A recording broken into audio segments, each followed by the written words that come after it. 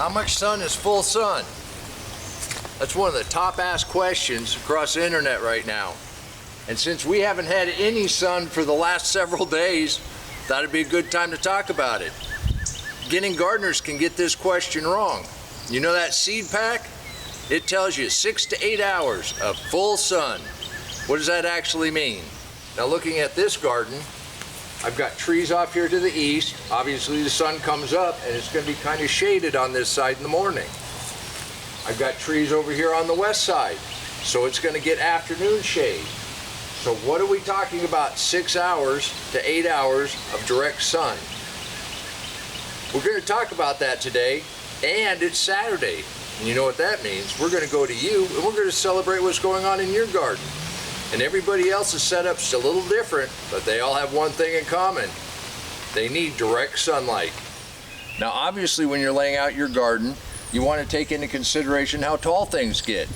These sun chokes, they're going to get this high. So we don't want to have them in front of anything that needs the sun that might get shaded out throughout the day.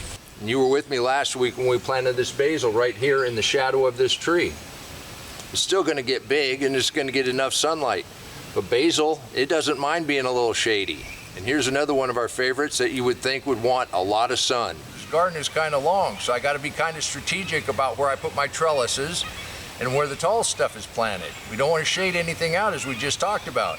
But I also want anything that kind of likes the shade in the afternoon over here on the west side. Now our peppers or chilies, which you think are warm, you kind of think they would want the hot part of the sun. They actually do better if they get a little bit of shade during the hottest part of the day. And where they're sitting here, from the east, the sun comes across, they're going to have plenty of sunshine. But when it gets really hot, they're going to get some shade. And I found that they do much better that way. And I picked up 2 more just by going to the grocery store, and they were done. They were selling them at 50 cents a piece. And I think this Golden California and this giant Marconi, that ought to be fun. And while I go ahead and get these in the ground, let's take a look at a couple of our contributors. Mike and Linda, Zone 8 in Texas, they've got patty pan squash setting already. And just check out their tomatoes. They're just waiting for them to start turning to blush. And this arched trellis is perfect for the vining squash. Mary's also in Texas, although she's been a little drier and a little warmer, but she wanted us to know this is the best onion harvest she's ever had. Thank you for updating your deep mix mulch garden.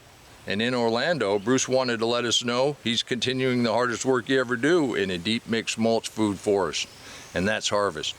Bruce, Mary, Mike and Linda, thank you. This is wonderful. We sure appreciate you sharing with what's going on in your gardens. Aren't our contributors awesome?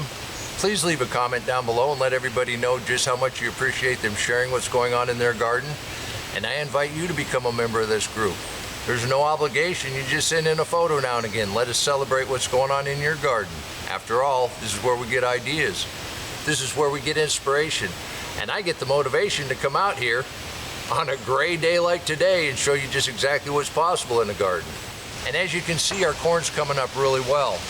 Our carrots started really well underneath that cardboard. We've got some beets in there, and I see some watermelon coming up on their own. But what we're really here to talk about today is sunshine. Mike and Linda has a great example with their trellis on that squash. You see how big those leaves are? As it warms up through the summer, during the hot part of the day, those leaves will curl in on themselves. Not to worry.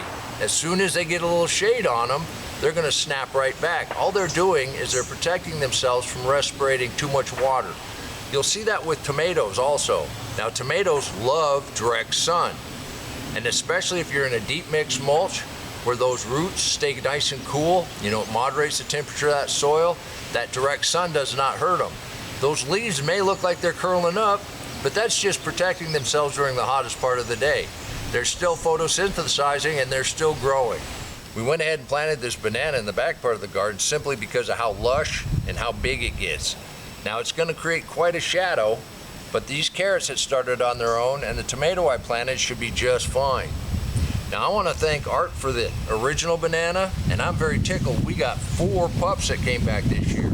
Art overwintered a bunch of his peppers and started his squash early in the deep mix mulch. And they're bearing fruit already. Pun intended. Art, this is wonderful. And another contributor, Larry and Michelle from North Carolina, they've got pollinators, pest protection, and purple petals. And once you got those in place, the combination garden is set for a bumper harvest.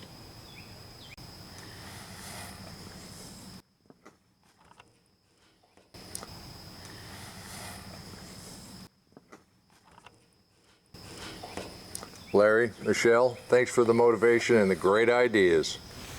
Now our tomatoes, we've got this entire row, and I've only got this little bit planted so far, but we've got flowers coming in on this one. They're not quite big enough to start trellising yet, but as they do, we'll talk about how to prune them so that they get the maximum sunlight they need.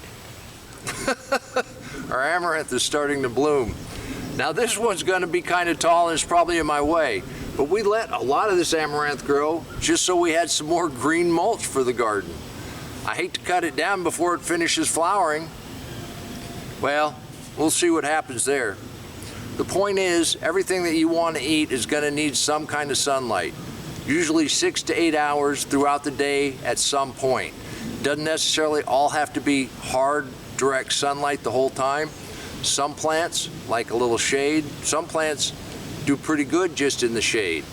But most plants need to have at least 3 to 4 good solid hours, and then a little bit of patchy sun in between to equal that 6 to 8 hours. Experiment with the area you're in. You'll learn what works best where. And like what we've done here, we've got the shade-loving stuff on the side. We've made sure we've got enough coverage throughout the day. And that just comes from years of doing it. You can do this too. Yes, we're going to go ahead and start the sweet potatoes this weekend. But look at this watermelon. And check this out. The first pea of the season.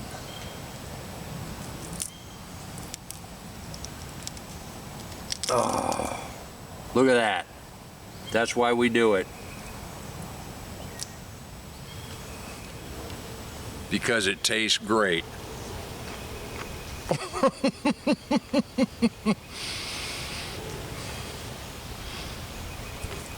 If you've never eaten fresh peas right off the pod, you don't know what you're missing. I know I say that all the time, but this is why we do this, is because it tastes great. That is just like sugar. You can do this too. And until next time, remember, take care of yourself, take care of your family. God bless you.